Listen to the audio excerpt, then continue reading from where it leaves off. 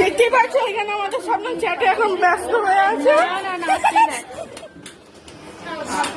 এখানে আমাদের ঝালমুড়ি ফিস্ট হরায়।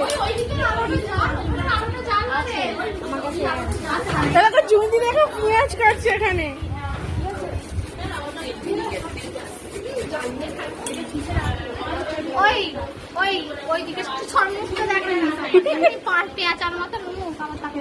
সেটাই তো দরকার, বলতে মতো মুখটা লাগবে তাই জন্য।